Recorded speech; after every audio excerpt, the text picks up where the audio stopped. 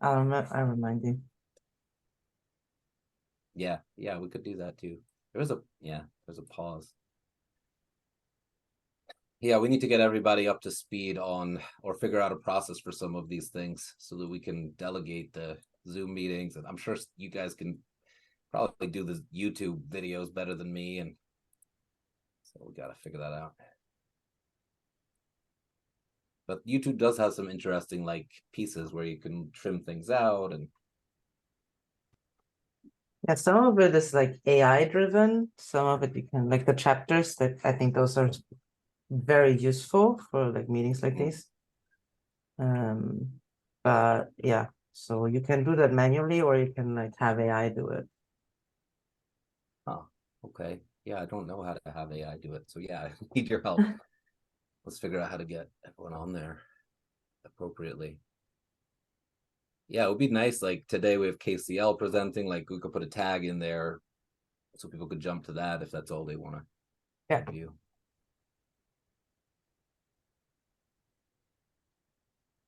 Hey everybody, we'll get started in like a minute or two.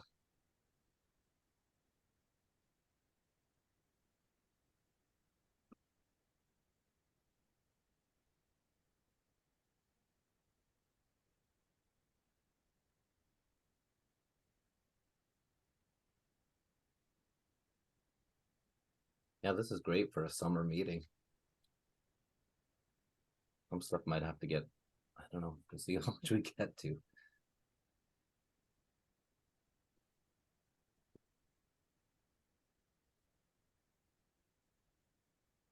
Are you sure this is Abby's email address?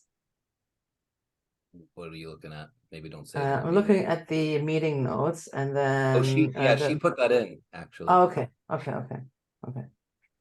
I'm assuming she wrote in that whole little section because I didn't write Right. it. Yes, Alexander, I'll paste it in here where we're all looking right now. Here's the agenda. All right, so maybe let's go ahead and get started. Yeah, it's 10:03. We got a pretty good quorum here. Thank you everybody for joining.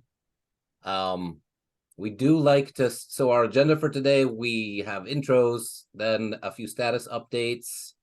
Then we have a project presentation from the KCL team who recently submitted KCL to the sandbox. And then we have a couple folks that want to share ideas and issues that they've opened.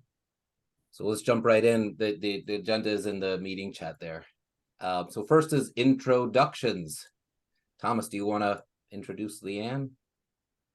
Yes, so I'm happy to announce that Leon Lee has been approved as a tech lead of the CNCF Tech App Delivery. So clap everyone.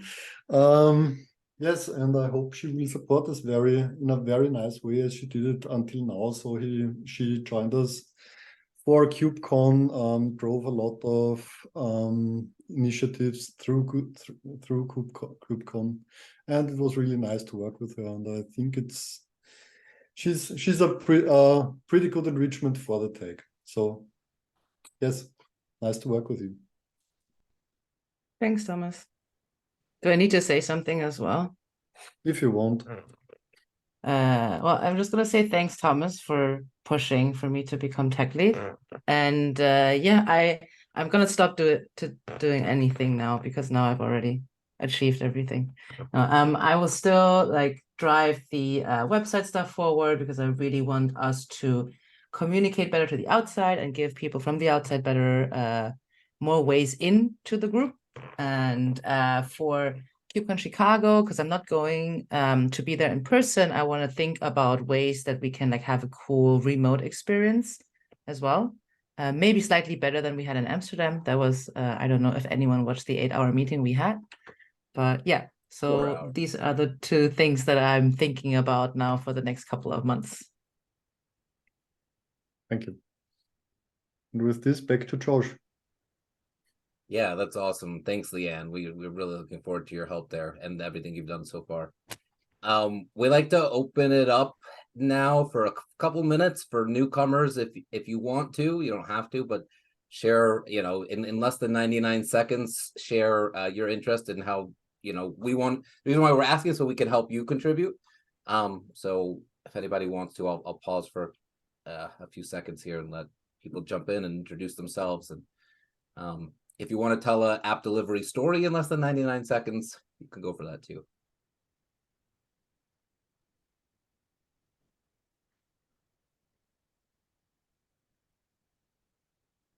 So I'm just for information, I'm a teacher. So if you don't want to speak, I will select someone. No, just joking. Alexander, I think, are you speaking? Because we can't hear you.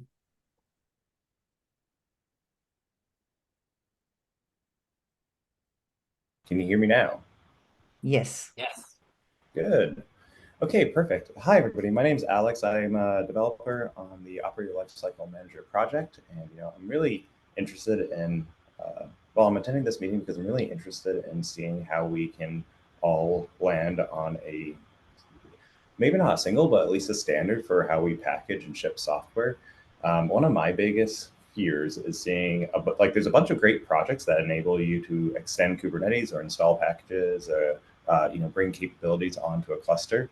And what I don't want to see is the ecosystem fragmented in terms of how, what stuff can install certain things. And so what I'm doing here is, coming in to see what other people are doing in the space of packaging stuff.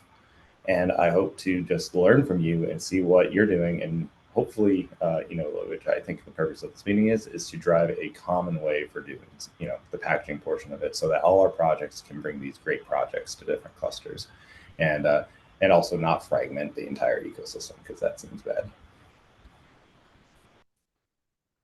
Thank you, Alex. That's awesome.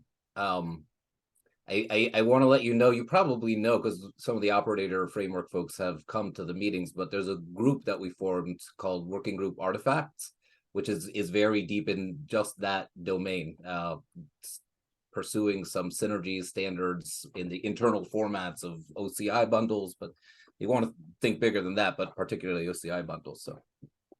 Okay, perfect. Yeah, I'll be attending that one too. I just saw this one as well, and I was like, okay, let's just jump on all so it doesn't get involved with the community. Thank you. Anyone else?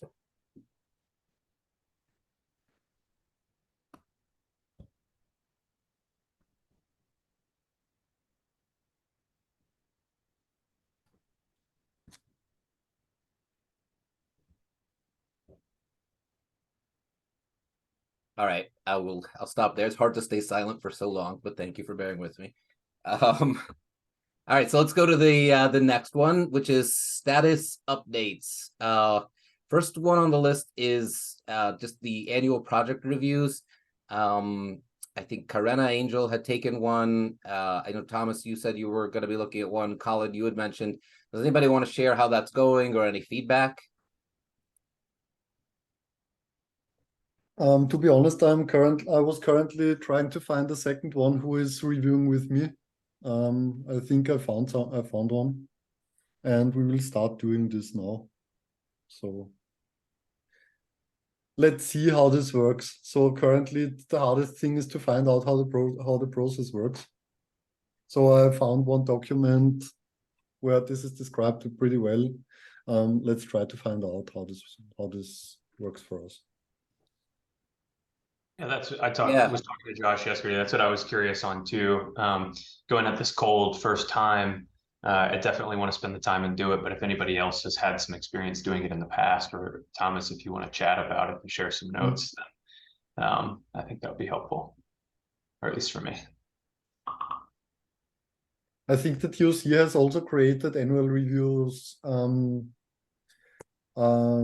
tick issues in their repo, right? Yep. Also, the past couple of meetings, we've been going over this, so you could take a look at the notes from 719 in particular.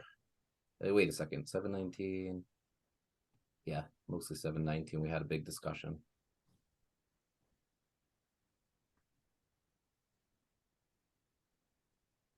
It's really it's a very bottoms up. I mean, a little top down because we have Emily's support. she's very much wants this to happen, and it's a first, you know, concrete experiment delegating work to the tags. So, you know, if you jump in and you see, oh, I don't understand something, you know, chime in on the issue where they're discussing it in the talk, or write to Emily or me or Thomas, you know, individually. You know, this should be an iterative process, and let's, you know, improve it if you see need. I haven't jumped in because I'm a little too much going on, but if you guys want to work together, it'll be amazing. The few things I saw until now is that the process or what to do is pretty straightforward, and it's not too much time as far as I've seen, and it's only about getting finding some so analyzing a bit, trying to find where the project goes, and in the end writing something. So it should not be a big problem. Cool. Maybe this will help us build awareness of all the different projects too. Like I mentioned in the chat earlier today, like find ways to bring the projects a little more together rather than, you know, 50 silos. That's a non-goal, but just something that, you know, would be nice. Okay, so moving to the next thing in status updates, the working groups. So let's go in order, I guess, here. Actually, no, let's go in reverse order. So artifacts, making good progress. We had a meeting on Friday. Alex is not here today in our, but I didn't ask him to come, so that's not him on him. The group has a document that they've started, and they're tracking for different kinds of package managers and different kinds of registries, the protocols that they use for communicating with each other, like to get a package, and the internal formats that they use. You know, the differences. I mean, they're even going to like things like NPM and Python and stuff, but OCI and images too.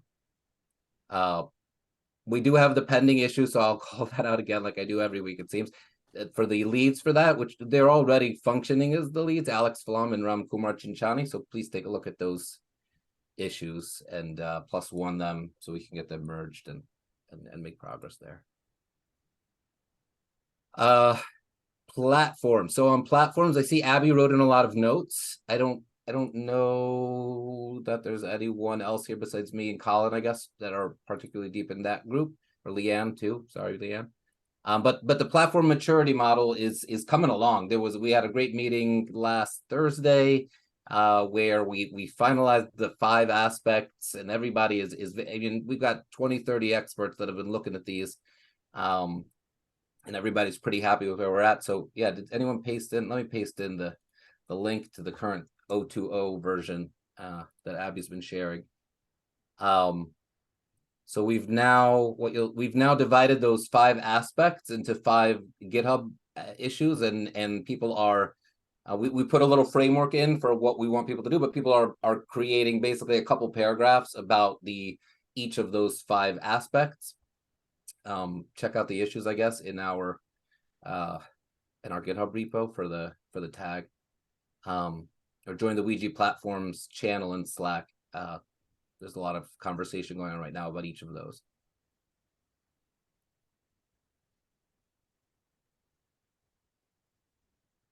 Anyone else? Colin, Leanne, anything else to chime in on platforms? There's a meeting tomorrow, right? Oh, with really? with another deep. It says investment deep dive. I'm not quite sure what this is about. Oh, so yeah, so that I didn't. Yeah, so that's for the individual aspects. If you're interested in joining one of those, so the person that's working on investment, which is about budget and funding and the different stages a company can expect, or an organization can expect to go through as they adopt a platform mindset for that investment and funding and team composition and stuff.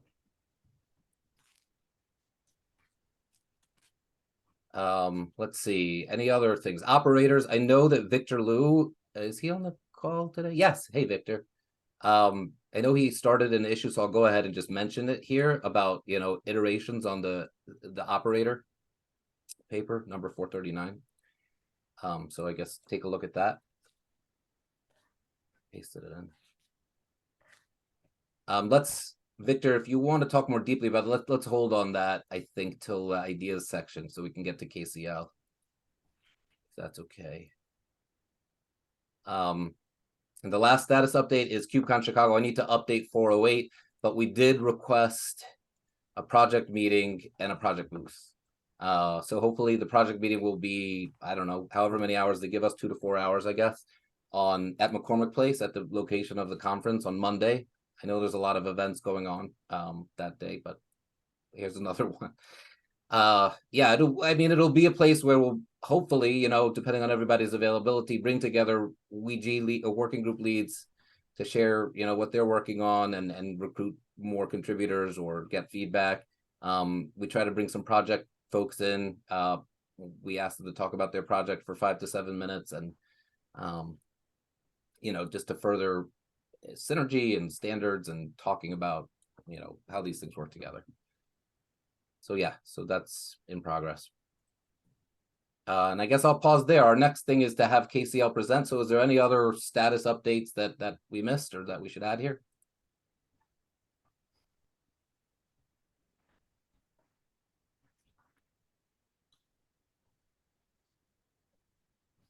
Okay.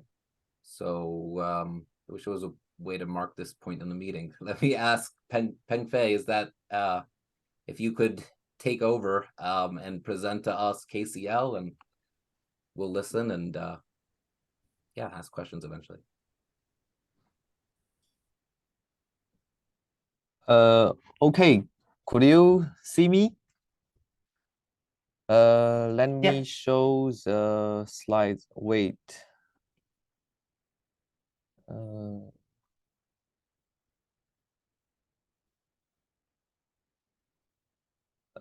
Could you see my slide?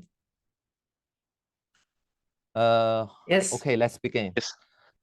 Hello, everyone. My name is Penfei Xu, the engineer and Ant Group. Today, I will share the whole KCL project. Next, I will introduce these aspects, mainly including background concepts, architecture, and evaluation of the KCL project. Now, let's have an overview about the background. Although Kubernetes has become the standard of container orchestrate, it still has some limitations. Currently, Kubernetes is regarded as a platform which places a high burden on developers. Besides, there may be lack of a lightweight declarative configuration composition method and the client side.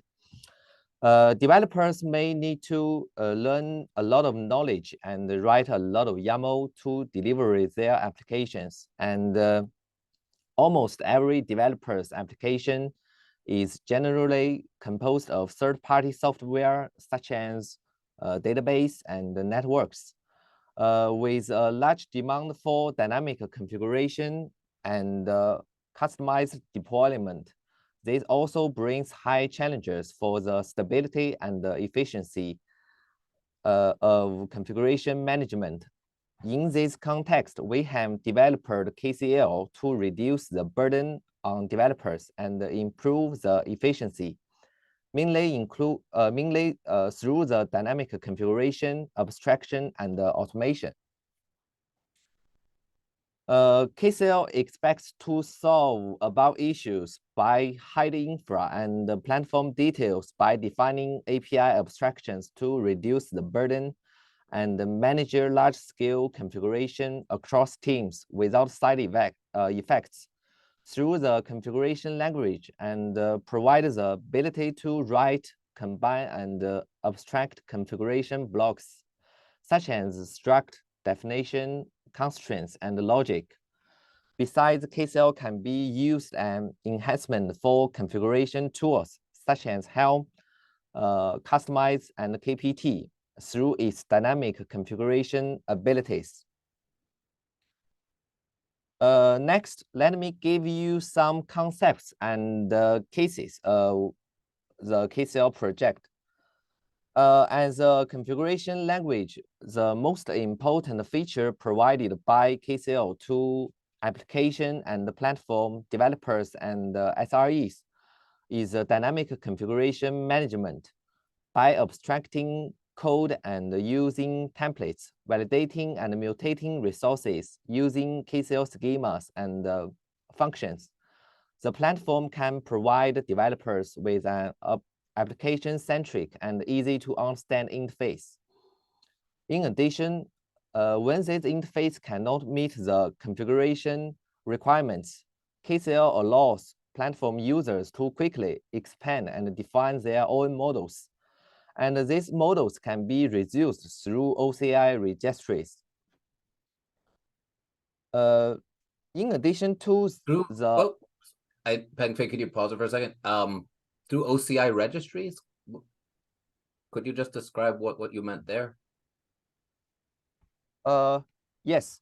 We have provided a package manager tool called KPM, and we can use the KPM tool to write and publish pull KCL packages to the OCI registry, including Docker Hub and GitHub Container Registry. We can use the KPM to log in different OCI registries. Got it. So are you bundling the manifests into an OCI package? The raw manifests, the KCL files? Yes, the packages mainly including KCL files and its dependencies. Perfect. Yeah, that reminds me of the work that the Helm team is doing, and it's been and actually like image package from Carvel. Yeah, cool. Just wanted to make sure I understood. Okay. Thank you. Thank you. Next, in addition to the above standard KCL form, we also support the KRM form to support the separation of the configuration, data, and the logic. And it meets the KRM function specification and supports KCL code storage in multi-sources, such as OCI and Git. Through the standard spec, KCL not only supports customizing models and generating resources, but also supports to mutate or validate existing KRM resources in a hook method to solve the third-party application customization pain point. Yes. And whether using the standalone KCL or the KRM KCL form, we support integration with multiple CI/CD and GitOps tools. That means the Git robots can complete automatic configuration modifications through the KCL automation API, which can improve the application delivery efficiency. Okay, the next. In addition to the above automation integrations, in order to meet the needs of different developers, we also provide these integrations. Firstly, we provide multi-language SDKs to help users operate on KCL in different languages and integrate KCL into their own applications. And we provide the package manager tool to support multiple OCI registries, such as Docker and GitHub Container Registry. And we are working hard to support the JFrog and Artifact Hub. And we also support the migration of other schema ecosystems, such as Go, JSON schema, Protobuf, OpenAPI, and Terraform. On the client side, we provide KCL plugins for existing configuration tools, such as kubectl KCL plugin, Helm KCL plugin, and customized KCL plugin. And we provide the KCL operator at runtime to meet different configuration management requirements instead of developing cluster webhooks more and more. Besides, KCL can be used as a DCM language to deliver applications with tools such as CurrentStack and Kubevela. Besides, we have provided many built-in models such as Prometheus, Istio, and OEM module. Okay. Wait, Next. could I ask Pengfei just on this one? I just want to see if I'm getting this right. So KCL on the client side, does it render, let's say you're targeting Kubernetes, you're rendering down to Kubernetes CRDs or resources, and then you're calling kubectl? Is that kind of what ends up happening? Like, what's your final form? Yes. KCL is mainly a programming language, and we support many of CD tools in the CNCF community, such as kubectl. That means we render the KCL fields to the KRM resources, and we can call the kubectl to apply the YAML manifests. Besides, we have provided the plugins for the existing configuration tools such as Helm and Customize. That means you can use Helm KCL template command to render the KCL fields to the Kubernetes resource manifests and apply diff to the cluster and client side. So you could have like a pipeline that goes through KCL and then goes through Helm to do the apply. Yes. Cool. Thank you. One other question. You mentioned an operator. So does the operator do that kind of stuff in cluster? Does it render the KCL to the KRMs in cluster? Yes. Okay. In fact, we use a KCL operator to generate manifests and runtime. Besides, we can use the KCL operator to mutate or validate the existing KRM resources and cluster. That means for most of configuration management and cluster, we don't need to develop the new webhook for the Kubernetes cluster. We just use the KCL operator to do these things. For example, we can use the KCL operator to inject a sidecar to existing Kubernetes resources. Got it. Is that required? Just curious. Do you have to have the operator, or can you just use the client side pieces?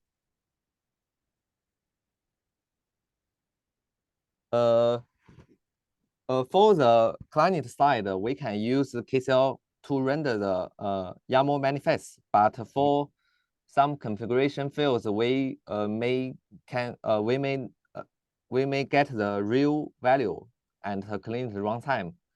For this conversation, we recommend to use the KCL operator to get the real value of the YAML field to inject the value to existing Kubernetes resources dynamically. Cool. Yeah, good answer. That's interesting. Yeah, because Helm's got like lookup in Helm actually from the client side does the lookup, but that means you have to be connected when you run Helm apply or Helm install. So I guess that's a nice difference here is that lookup would happen later. Does that make sense? Yes. Okay, thank you. You could keep going. Thank you. Next, let me show you the architecture and the components of the whole KCL. In addition to the language itself, KCL also provides many additional help tools, such as fermenting, testing, linked document, and IDE extensions to help users to understand and check their configuration or policy. And the next slide shows the specific components of KCL, which mainly includes three parts: the language core, tool chains, including IDE extensions and language tools, and cloud native integrations, including KCL operator and kubectl KCL mentioned above. For different users, they can choose the tools they like to use or integrate KCL into their own application. This figure in this page shows the main components of the language core. KCL is a standard spec-driven language that mainly includes 4 core elements: config, schema, lambda, and rule. It also provides static types and plugins to help users achieve more stable and faster configuration management abilities. In addition, KCL views. I'll just ask one question, Pengfei. So that last one, the LLVM stuff, at the end it renders a configuration file, right? The compilation result is some sort of YAML or JSON or something. Is that right? Yes, right. What does it mean, like multi-targets, WASM, and native? Like, is there code? Is there a binary? I just explained. For different targets, the result of KCL is YAML or JSON. Just like OPA-REGO, it supports multi-targets such as WASM and native, but the OPA still OPA-REGO always returns the query results for different multi-targets. That means we can choose different targets for different scenarios. For example, if we have WASM runtime, we can build KCL code into a WASM module and use the WASM runtime to execute the WASM module, and it will output the sort of JSON or YAML data. Oh, so you yield a binary which, when executed, emits the rendered YAML? Yes. Okay. Interesting. Thank you. Okay. This figure means that the KCL views configurations and their relationships as a DAG, allowing users to query and modify configuration like they would in a graph database, which can greatly improve the automation efficiency. And last, let me show you some comparisons and the project status of KCL. Unlike existing configuration languages or management tools in the community, KCL focus on the modeling feature.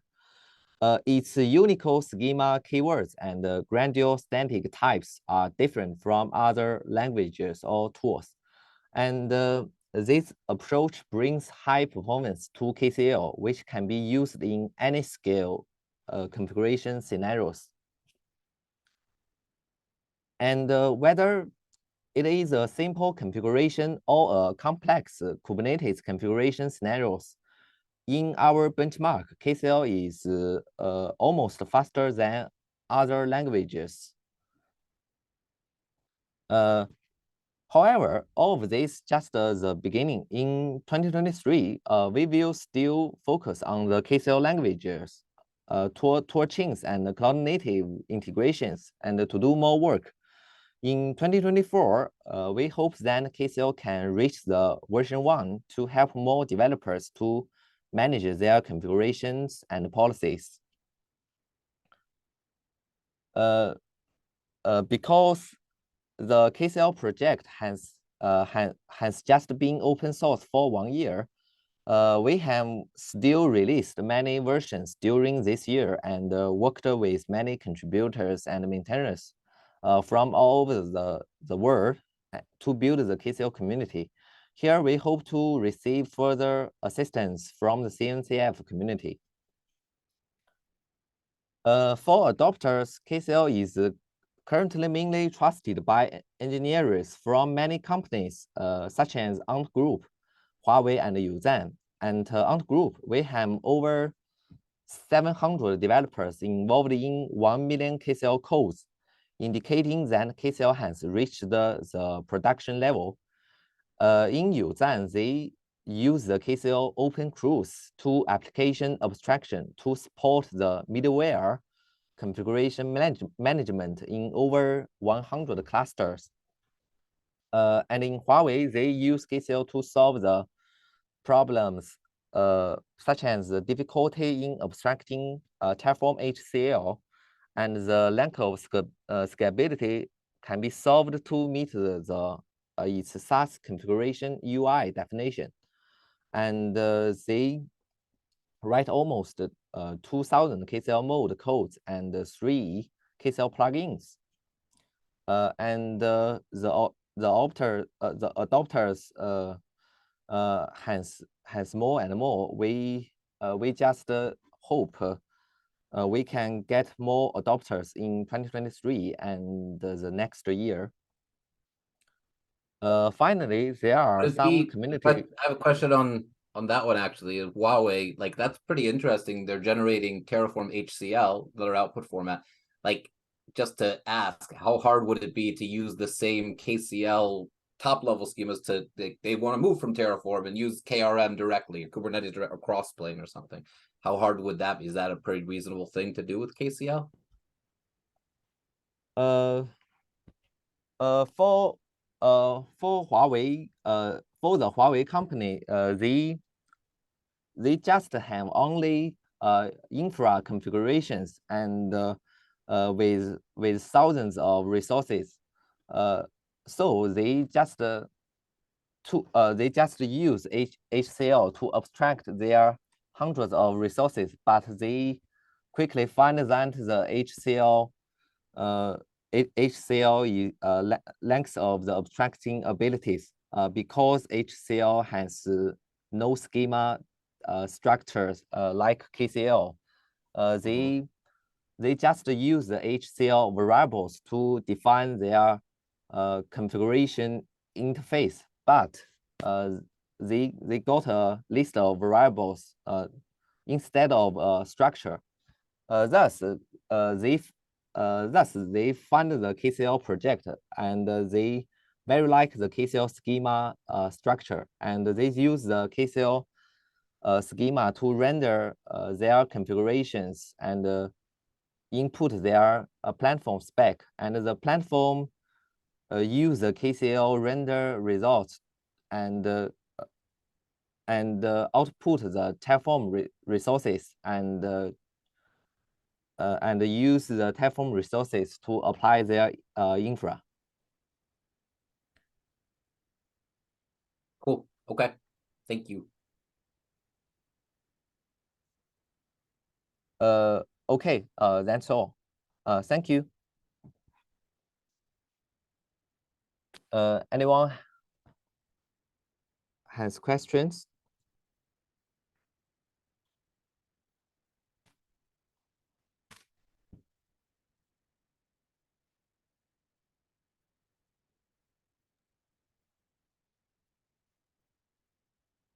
It's pretty interesting. I feel like we have been seeing a number of projects that are putting a layer above the final API layer for managing your platform or infrastructure.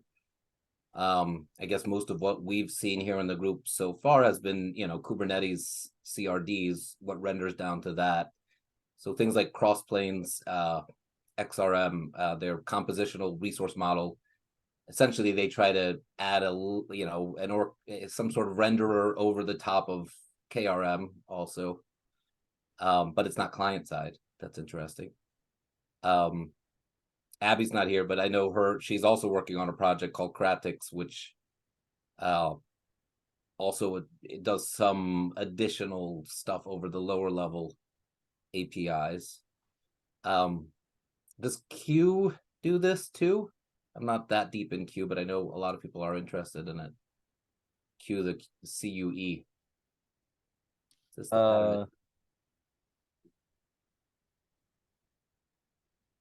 Yes. Yeah, I see. Personally, I like the Q programming language. But for the KCL, in our scenarios, the Q features and its performance could not meet our needs.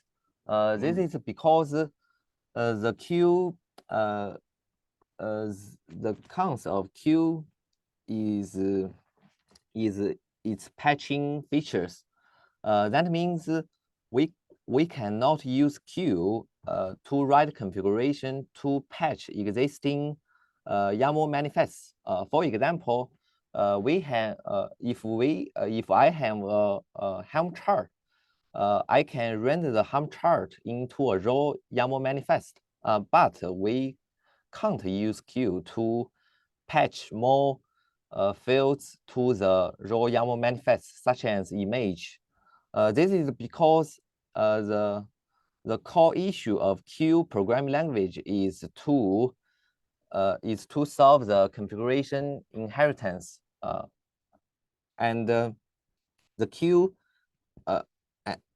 and thus the Q proposed its unification proposal and to solve the configuration inheritance. But in the Kubernetes community, like Helm and Customize and kubectl patch, we can see it's very normal. But for Q, we can't do it. And the second core issue of the Q programming language is to solve the type of the configuration validation. But it do this feature and its runtime. Unlike KCL, KCL do the type checking and compile time. This means KCL has high performance than Q. Thus, we in this context, we have developed the KCL programming language instead of using Q directly.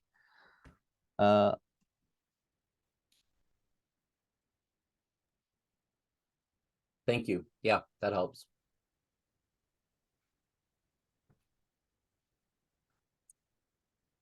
I'm going to go on mute, and other folks that want to comment or ask questions.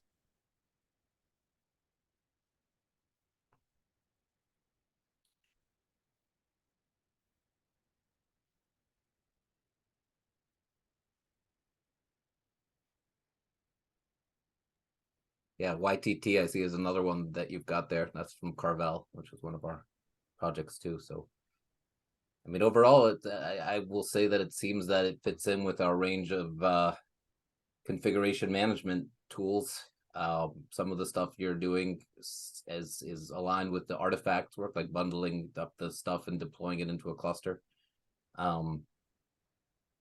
Yeah, this has been helpful insight. So thanks a lot. And we'll post the notes to that issue. We'll put a link to your presentation here so people can watch it from the technical oversight committee if they want to, or from the community.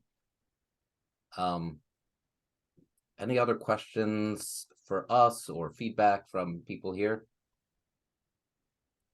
Thank you, Jules. I have no questions.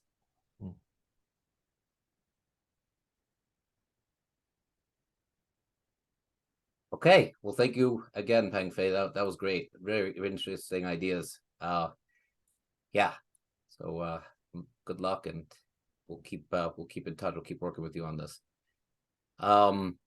Next up in the section in our notes, so continuing down the list, there's a section at the end which is for ideas, and please take a look. So please take a look. But most of all today, Marcelo, I think, is here with us. Yes. And he wanted to share an idea about documentation and enterprise grade examples. So Marcelo. Hello guys, can you hear me? Sorry, Yes. no camera Yes. today. All right, yeah. Sadly, I don't have the time now to work on this project. But basically, my idea was I've been working as a consultant for many years now. and I see most of the companies have a very similar setup, at least on the on the main projects. For example, Prometheus and external DNS and cert management. I was thinking like maybe creating a Git repository with very well explained sort of examples driven by the community, which also all the project maintainers can contribute to, where we can basically fork this to use in it can be used in very small companies, in startups. It can be also used in enterprise companies, because honestly the similarities they are quite similar. I don't know. I just wanted to. Sorry, I never joined this meeting before. I didn't really know how it is supposed to be. Maybe next time I can come up with some examples of what do I have in mind. But what do you think? I mean, I don't want to do it. Of course, it will be cloud agnostic, and there won't be any type of configuration for one particular. Benefit, making some sorry, no, don't know how to say this. It will be definitely like open source, and we won't be I don't know how to say this in English. I'm sorry. Hold on. Yeah, no making champions, no Exactly. anybody over. So what do you guys think? Leanne, do you want to? This feels kind of similar to the prototype stuff we've been talking about, and like a Yes. website or a page. What do you think? I haven't seen it. So for context, Marcelo, what we're planning to do is to gather some platform prototypes and showcase them on our website and link to them. But we wouldn't be maintaining them. We wouldn't be doing anything really with them. We would just provide the platform for people to showcase what they have, like examples that they have. So I think what you're saying could fit under that. Will you share the link of this? Sorry. There is only a GitHub issue at the moment. There's nothing besides that, but I can add them to the agenda. The So then you can find in the docs later. Yeah. But this is something that we could probably fit under that. I think it's sort of like this. I am reading it now. Yeah. I mean, it is within these lines, right? Something I joined this the call because I believe this will be a great help to onboard people and make it easier to adopt, CNCF projects. Because in the end, most of the time, I also find myself having to read a lot of documentation when all I want is a very simple example of how to install one particular project.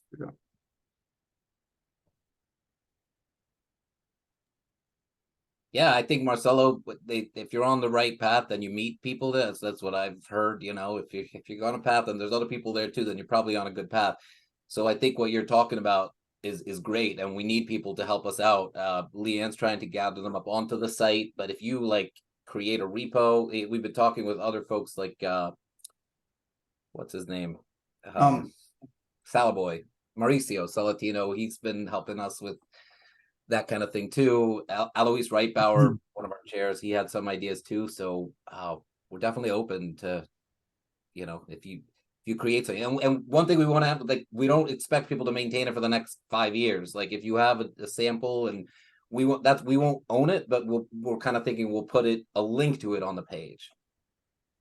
No, of course. I can definitely submit PR to the repository. Probably. I think the only requirement we would have is that it would have to be based on open source projects, right? Totally. It wouldn't be. Yeah. Of course. Yeah. All right. I will come up. I have to redact most of what I've been working on, but I can come up with the first example of what I have in mind, something to at least start working on, to at least with the people who is in this ticket who seems to be interested in the same. Awesome. Love it. Thank you, Thank you Marcelo. so much for your time. Yeah, thank you for having the guts to come in and share that with everyone. So appreciate that. Thank you. So we do have, there's 2 more items in the please take a look category. I guess, you know, we do have like 5 or 6 more minutes here. So if Victor or Yusuke, I know you joined now. If you prefer, we could just bump those and you guys could, you know, we weren't necessarily planning for you to speak about them now, but we can give you more time to the next meeting. Or if somebody wants to jump in. Otherwise, I was just going to say to everybody in this meeting, take a look at those, chime in. You know, sometimes it takes a little while for everybody to. Actually, I probably don't need so many time, just a couple minutes. If there's no other things, I can just go ahead. So if you look at I think it's about the timing, right? So if you look at the issue I have created, it's about when the operator pattern was published and when the paper was published, right? So the artifact hub, which one is one of the CNCF's main artifact hub where you store the operator artifacts, is only released June of 2021. And then the paper was published July 2021. That means if you look at the stats on that website, most of the repositories and projects was created after that. That means a lot of the experience, lesson learned, and all that came after the paper was published. So that's why I think overall it's necessary to now refresh that paper. Then specifically, the reason I was looking into this area is I'm a database guy. I'm actually not a developer, but interested in learning about the development and operator as well. One reason it's hard to run database on Kubernetes, obviously with operator, is security, right? And then, but really there's not a good place to find lesson learned and best practices security issues encountered when running database on Kubernetes. So using through operator. So I guess we probably need a survey to gather those information about how people are running Kubernetes operators and designing operators so it can be secure, right? And another thing is just like what you saw when you asked Pan Fei why you use operator, right? Because there's actually quite a big debate right now about the operator and whether it's necessary sometimes, what's really the best use cases. And there are also people like Crossplane, as you mentioned, Josh, and also KCP even mentioned that, in a lot of cases, you probably do not want the operator. So again, that goes back to the survey. There's probably a need to create a survey by this group to really list over the questions to why using operator, why and why not, right? This way we can get information back and probably update that white paper. There are also issues related to operator. One thing I have found, being a database guy, I know scalability is a big problem. I have found multiple places saying when you have too many operators, which, by the way, store the actual metadata in etcd, right? And that become a bottleneck for running operators in a cluster. So, and there are also other technology, cutting edge things like ChatGPT, edge computing, a lot of running GPUs with Kubernetes. So a lot of things that relate to how do you design operators? Is it going to be able to leverage all those new technologies? So I propose, whether asynchronously or synchronously, maybe start like a group to start creating a survey. And that's going to take probably some time. And then start gathering information, go to different places where people designing operators to gather those information. Because when I checked on the operator, the 2 registries, I don't think there's any information about this information I just mentioned, right? So we got those information back. Then probably down the road, a few months down the road, then there's probably enough information to go into how to refresh that white paper. So that's my suggestion. Okay, so I think that's my point here. I was the chair of the working group when the thing has been created a few years ago. I think it's a good idea to refresh the white paper, and I like the idea. We also thought about doing this, I think, half a year ago or a year ago, but the traction for that is not very high, to be honest. In my opinion, it would be really cool if someone would drive these efforts. So if you want to step up and do this, I would support you in any case. And I think the rest of the people who created the white paper too. One thing I would not start with is a survey. Because when we created this white paper, we also did some kind of survey. The answers we got were not very much, and I think we need a clear idea of what we want to change in the white paper or what we want to add in the white paper before asking questions. What do you think about this? Yeah, I think I really from the past few months actually learning in the open source community. There's so many smart people, so I'm probably least experienced. But I find that sometimes it's interesting to just bring up the question and raise the question. I mean, I definitely love to participate, and if there's no one else, I can start by driving that, just collecting questions. And it would be also nice to, if you have the previous survey, if you can share that, we can add to that and see whether anything that is new things that was not covered before. We just one way or the other, we can create a survey first and then go from there. I think we could also schedule a meeting for the V2. And also meet with Alex Jones, because I think he also wants a refresh of the white paper, and to find out where we should take action and what we want to achieve there. Good, thanks. So Thomas, I think what you're saying, the next step, Victor, is to gather stakeholders, or Thomas, are you saying that? I think in this case we wouldn't have to create a working group, because we already dissolved one.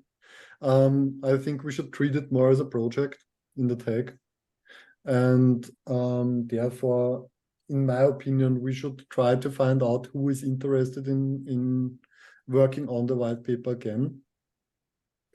Then schedule kind of a meeting where we talk about the things we want to change, and then we could do some work around it, try to find out what we need a survey for, then do a survey, and then adopt the white paper. So for now, that issue number 4, or the 39, that might be the place for people to come and talk about these various things, and then go from there to a meeting. I'm not sure. There is also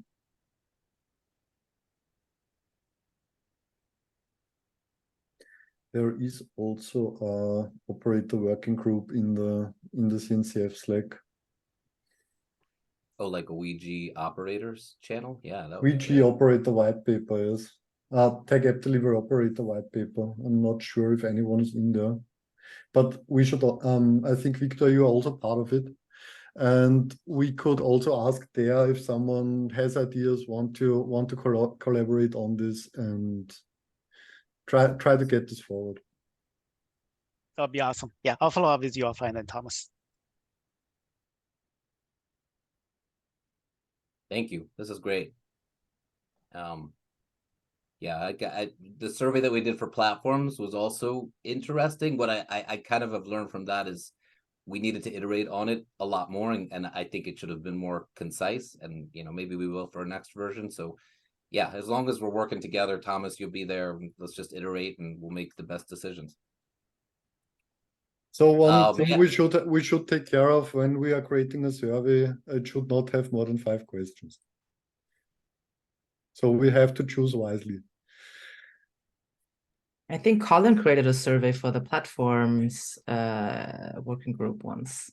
It wasn't. I don't think it was Colin. No, it was Uh, somebody else. I filled it Okay. out though. I have Well, yeah, I think I it's have it in been- my head that you were getting people to do it. We have been trying to, but not as much as we might if it was short and concise. And that's a lesson learned. I think one thing that we didn't do is clearly understand what we want to learn beforehand, and then create 4 or 5 questions that teach us that. So yeah, if we can do that for the next one, I'll be looking out too. So let's not rush it out. It's kind of on me. Like I really wanted to get that survey out at the time of the paper, and so we got it in like 2 or 3 weeks. I got something out, but we could do better. So let's iterate. Let's learn. Great to collect a list of previous surveys. That could be helpful. Yeah, I could send you the link. I'll find it for the platform stuff.